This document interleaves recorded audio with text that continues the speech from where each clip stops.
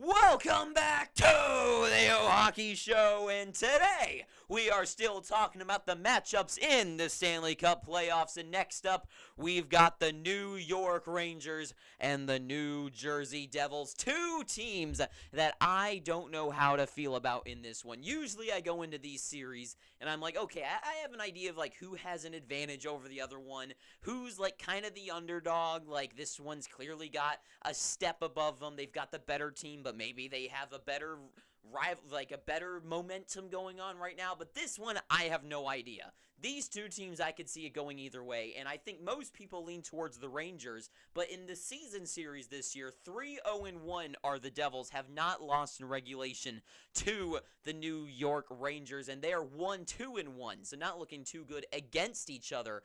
But playoffs are a completely different atmosphere, and going into them, the Devils 7-3 in their last 10 games, and they're 5-2 this month. So this month and as of late, they're looking pretty good. The Rangers 5-2-3, so they're above 500, and they are 3-3 for this month. So both teams looking pretty good overall going into the playoffs, and against each other, though, is the only real edge that we can see that the Devils have over them during the regular season. Now, their stats going into it. Goals for, 273, 12th place in the NHL are the Rangers. So they're in the upper half. They're above halfway, but 12th. They're not even cracking the top 10 in goals for, but they have a 3.33 goals for per game average-wise. So that's pretty good. On the other side, the New Jersey Devils 5th place in the NHL with 289 goals. Now, I'm kind of surprised here that it's such a differential. Usually I am up to date looking at these stats, but I was shocked to see that the Devils are all the way in 5th and the Rangers are in 12th. You would think with names like Panarin and Zibanejad and Kane, Trocheck, Tarasenko. I know those Kane and Tarasenko were added late, but still, I thought they'd be higher up on the list. But no, 273 in 12th. Now, that's only a 16-goal difference, but, I mean, still. But anyways, so over in goals against, though, this is where the Rangers really take it. In 4th place in the NHL, 216. They're only 6 goals away from 2nd place. The New Jersey Devils in 8th with 222 goals against them. So the Rangers with the defensive advantage, the Devils with the offensive advantage going into this playoffs. Power play wise, the Devils with the lesser of the two with 21.9. So, above 20%, that's kind of what you're aiming for. But the Rangers with almost 25 at 24.1. So 25 a quarter of the time versus 1/5 of the time is kind of what we're looking at there. So Rangers obviously get the edge there. But with shots per game, the Devils are all the way up there on top of the standings, I think in 4th place with 34.4 shots every game. The Rangers with 31.5. So that's really only a 3-shot difference, but still, it ranks completely different. Devils all the way in the top bracket. I believe the Rangers were in like 15th in the NHL for that. So really, on paper stats-wise, I have, other than the season series between them, I really have nothing to say one team is way better at this than the other one. I mean, 12th versus 8th place in this the lesser of the two, and then the actual numbers, if you boil them down, 216 to 222. Sure, the Rangers are in 4th, the Devils are in 8th, but that's only an 8-goal difference. That's a difference of like 2 bad games in a season. So in an 82-game season, that's pretty damn close to calling it square even with all their stats overall. So, with their top guys, though, the guys leading their teams into the playoffs, the Rangers, we know the names. Artemi Panarin, 92 points this year, 29 goals, 63 assists. Mika Zibanejad right behind him with his best season ever with 91 points, 39 goals this guy had. And Adam Fox, their top defender, 12 goals, 72 points. So, we know the names. We know the names there. Kane's working out okay. Tarasenko's looking okay. So they got a lot of guys on the team there that haven't really been producing so much, but the playoffs are a completely different atmosphere, and that's what I think this series is going to boil down to. Because overall, you can say the Devils higher in the standings, have the better season, have guys with higher points. Jack Hughes, of course, breaking the highest season record for a Devils player with 99 points, one short of 100, 43 goals, 56 assists. Jack Hughes absolutely just fantastic, stunning player. Nico Hischier, 80 points this year, doing okay, but second place, I kind of want someone a little bit higher up there. But if you remove Zibanejad and Panarin, 80 and 99, and then next up Hamilton with 74, so if you want to go like for one, the Devils win this category 2-1, 2 out of 3, when you want to compare highest numbers from guys, and even Hamilton to Fox, the 2 highest defenders. Hamilton beats them there. So, and they have the height advantage there as well, just when it comes to defenders. So, anyways, that has nothing to do with anything. But in net is where I think is the biggest differential in favor of the Rangers. I mean, of course, we know it. Igor Shesterkin, absolutely phenomenal goaltender. Up in the air, still for debate. I don't think people think that he's as good as Vasilevsky anymore, but he definitely is in the top 5 of goaltenders in the league. And especially as of late, he might be the number 1 goalie as of late. Because in his last 16 starts, he's 12-3-1. He's only lost 3 games in regulation lately. He's got a 1.98 goals against average. Less than 2 goals every game on average in his last 16. That's phenomenal. Absolutely fantastic. And a 9.34 save percentage. Just amazing. And especially this close to the playoffs. That is the numbers you want to see from Shesterkin. Because to start the year, he was kind of, whatever. Like, average to above average goaltender. I mean, we know he's good. He makes some good saves, but it's like, what goalie doesn't make some good saves? But he's looking very good going into the playoffs. Now, Vanecek is not to just sweep under the rug, though. He's doing good. He looked a little shaky a little bit later into the season, but he seems to calm himself down in his last 9 games. 5-3-1 in his last 9, so above 500 at least. He has a 2.12 goals against average, so that's not too bad. That's just barely above 2 goals a game. And a 9.22 save percentage, that's also good. But between the two, you got to give Shesterkin the rub. And this is why. The Rangers, the one biggest benefit that they have above the Devils going into this series is they have that playoffs advantage. They have that experience. They have the veteran core. They have the guys wanting to win. They have the playoff experience. Last season, they made it to the conference finals against the Tampa Bay Lightning, the team that went 3 years to the Stanley Cup finals, and they went toe-to-toe with them until they finally got knocked out. They were good enough to get to that point, and they pushed Tampa Bay, but Tampa pushed a little harder. But the Rangers were right there. And what do they do? What do they do to follow up this season? They did what a perfect sequel does, and they expanded. They kept what was good, and they expanded to even more. They bring in veterans. Patrick Kane, icon, Hall of Fame legend player.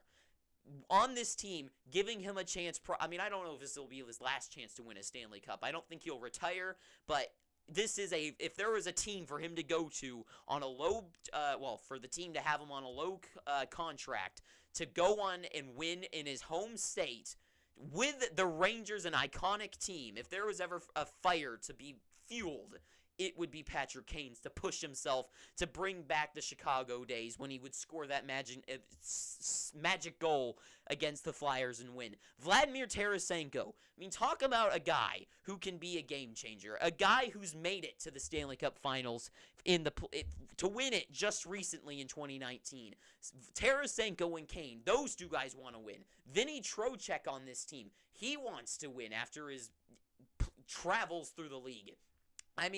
These top guys, this is the time to strike. They've grown the guy, and also down below in depth, Capo Kakko, Lafreniere, these guys. Capo Kakko, he did it all for Team Finland, right? This guy, if you're looking for a guy to win you a overtime game, second overtime, near the minutes and no one can get anything going, a guy who can outmuscle someone, skate down and score that one goal that you need to win. Capo Kakko's done it for his country. He can do it here for the Rangers. And they have that playoff experience. They know the young guys in Lafreniere and Capo Kakko. They know the mindset that they need to have going into the playoffs. And that's Playoff hockey is just all about mind games, and that's exactly what the Rangers have above them. The young guys now have the mindset, what to be prepared for to go the distance. The veterans have the fire and the need and urge to go in win it, and guys that have been there forever, and forever. Zibanejad and Panarin, the home guys, Adam Fox, Trouba,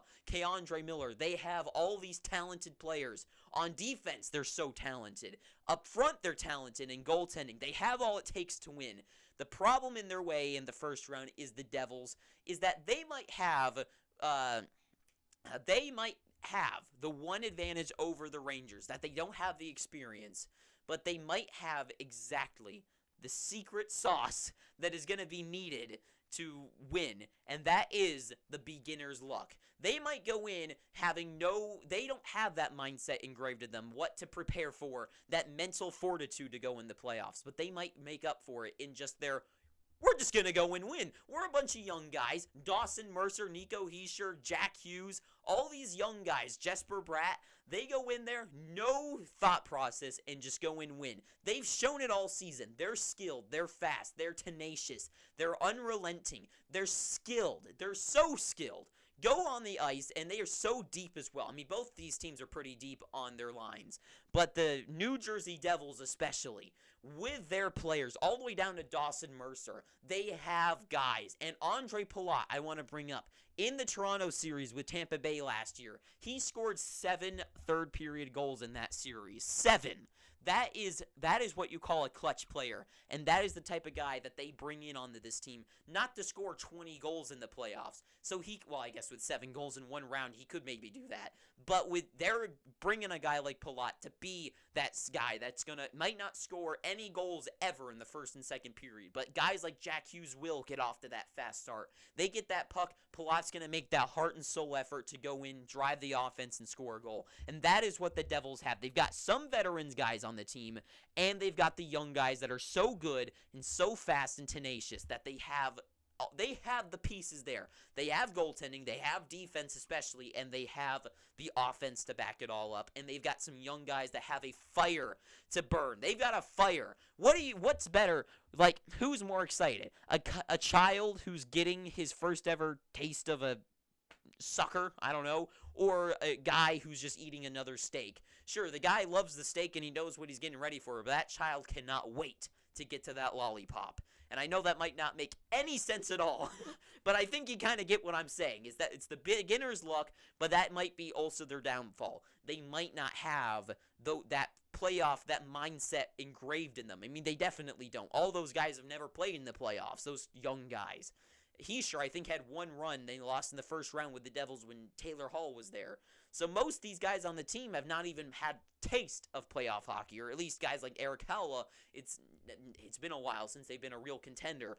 So, and Vanacek, he's never really been on a contending team before as a starting goalie. So, I mean, he was the starting goalie for the Capitals, but they weren't really contending then. No one thought they were going to win. So, overall, really the keys to success. The Rangers, they need to play to their stakes. They need to play like it is playoff hockey. And I think NHL.com said the perfect thing. They said the perfect analysis for the way the Devils lose. The Devils lose if they try to play at higher stakes. If in their mind they're like, this is a big game. This is a big game. We got to play a little bit more tight. That is wrong. The Devils need to play their young style, their young, quick, skilled style, and play. That is the way they win games. They don't win by being like the Islanders when it comes to purely good team play, playing tight hockey, physical hockey. The Devils win by being fast, by being offensive, and being shut-down players. When I say shut down, I don't mean like the Islanders that don't give up a lot of chances. I mean they shut down by just cutthroat, get the puck, turn around, go back to the other end, and get a bunch of shots on net. And that is the key to the Devils. They either win by playing their game, or they lose by playing playoff hockey. That is the key. That, I know it might sound silly, but that is the key. The Rangers, they need to force the Devils to play that game. They need to force them to play tight, because when they play them tight, that's when you're all thrown off your game. Imagine you out there playing a game, let's say just NHL in general. You play NHL on the Xbox or the PlayStation, I don't care, whatever the hell, and you're playing against your buddy. when you play that game, when do you play better? When you're playing, passing the puck really quickly, making some good moves, and you're going in, getting a lot of shots on, some ring off the post. It's like, oh, all the momentum's going in your favor. Or is it when you're playing really tight hockey and the guy's almost scoring more against you? That's right. It's the other way around when you're playing your freestyle type of hockey and not trying to play some arithmetic system. You know, you're playing good when you're playing loose, you're playing free, you're playing skilled, if you're playing fast, you're moving the puck. That's when you're running the game, and that's what the Devils need to do. The Rangers, they need that momentum. They need that firepower from the crowd, from that feeling of losing. And this might be the perfect series for the Devils to get that. Because in all honesty, this might be the toughest series for me to call. Because other ones, like the Avalanche and the Kraken, I can be like, sure, I can see one way or the other, but the Avs, they got such good stars. The Kraken, I don't know. The depth hasn't really played in the playoffs before. But with this one, I can see it going completely either way. I think it could go 7 games. And I think just with the I think it'll be better for all teams for the future and the now that the Rangers win in 7 games. I think this might be the heartbreaking defeat that the young guys in Mercer, in Hughes, that they need to lose this game. So next year, they come back with knowing, like, hey, I'm Jack Hughes. I can break a record. I'm going to break my own record and get 100 points this year and make another Devils record. They're bringing guys like Nemec, bring up those young guys, and keep moving forward with all these young stars. Alexander Holtz joins the team.